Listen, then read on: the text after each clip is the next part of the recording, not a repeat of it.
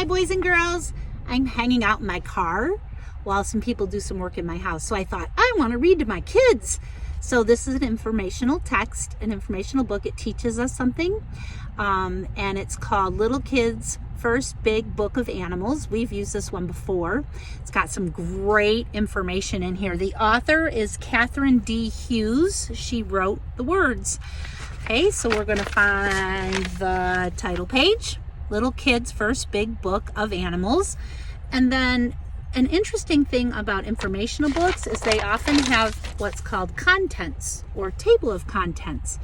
The table of contents lets you choose what part of the book you want to read, what you're interested in. It's not like a storybook where you have to start from the beginning and go through the middle and then finish at the end. In an informational text, you can pick and choose what you want to learn about. So I'm looking on here and I see if I want to read about a cheetah, I would look on page 8. If I wanted to read about a meerkat, find out what's up with a meerkat, I would read on page 54. If I wanted to read about a red-eyed tree frog, I would go to page 68. Well, I already thought that it would be fun to learn about the giant Pacific octopus today, and the table of contents tells me to go to page 40. So I'm going to page 40. All right, give me just a second. Let's learn about that octopus.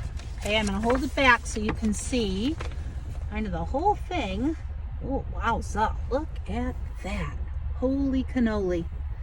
Now, when you're reading informational text, always read what's in the bubbles or the circles or the captions or the titles. That's important information, and the author doesn't want you to skip it. So make sure you read everything that's available to be read. All right, so I'm going to start right up here. Okay, it would be easier if I had somebody to help me hold this book. The giant Pacific octopus is the largest species of octopus. That's what that circle says right there. Oh my goodness. That is one big octopus. Let's see what else we can learn about the giant Pacific octopus. It says an octopus has no bones. No bones. You have bones. I have bones. When you think about comparing yourself to the octopus and you compare the compare and contrast that you have bones and an octopus doesn't, that's making a connection to the text. An octopus's whole body is soft and squishy except for its mouth. Its mouth is called a beak.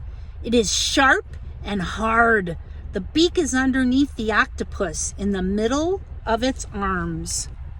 All right, so it's got these labels here that says beak. These are the arms. I think sometimes they're called tentacles, but here they've labeled them arms. The mouth or the beak is right inside there. And this blue rectangle without sharp corners says facts.